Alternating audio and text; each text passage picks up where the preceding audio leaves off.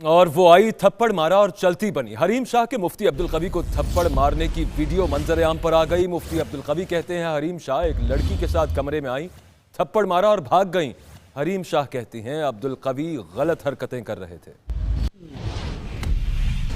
Social media की दोस्ती का सोशल मीडिया पर ही अंजाम। मुफ्ती अब्दुल कवी को थप्पड़ जड़ दिया गया। बज़ाहिर नजर आने वाली वीडियो में मुफ्ती अब्दुल कवी एक होटल के कमरे में बेड पर बराजमान थे कि सुर्ख लिबास पहने खातून ने तूफानी एंट्री दी और मुफ्ती साहब के चेहरे पर जन्नाटेदार थप्पड़ रसीद कर दिया। इस पर मुफ्ती कवी हक्का बक्का रह गए। GNN से गुफ्तगू में मामले की वजह बयान करते हुए हरीम शाह बोली, अब्दुल कवी कल से गलत हरकतें कर रहे थे। अब्दुल कवी ने इंतहाई नाजिबा गुफ्तगू की, हमारे सब्र का पैमाना लबरेज हो गया था। अपनी कजन के साथ मिलकर अब्दुल कवी को मारा, जिसका कोई अफसोस नहीं। उनकी बातें सुनकर अवाम खुद फैसला करें कि उन्हें अब्दुल कवी को थप्पड़ मारना चाहिए था या नहीं। मुफ्ती अब्दुल कवी को एक शो में बुलाया था और वो हमारे शो के गेस्ट थे।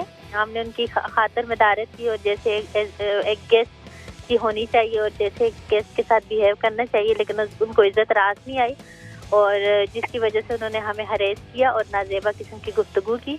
और जब उन्होंने हमें हरेस किया तो हमसे बर्दाश्त नहीं हुआ, हमने थप्पड़ दे मारा। मुफ्ती अब्दुल कवी का मौक़िफ़ है कि वो चाय पी रहे थे, एक बच्ची ने आकर थप्पड़ मारा। लड़कियां 1 से 2 मिनट के लिए आईं और थप्पड़ मारकर चली गईं। मामला अल्लाह के सुपुर्द करता हूँ, सांप सांप ही होता है, चाहे जितनी दोस्ती कर लो। जब ये मुझे मिली तो मैंने कहा कि तुम अब शोहरत की बजाय इज्जत बनाओ, ऐसा कोई काम न करो जिसकी वजह से, क्योंकि कौम जो हमारे पख्तून हैं वो मुझसे बहुत ज़्यादा अकीदत और मोहब्बत रखते हैं।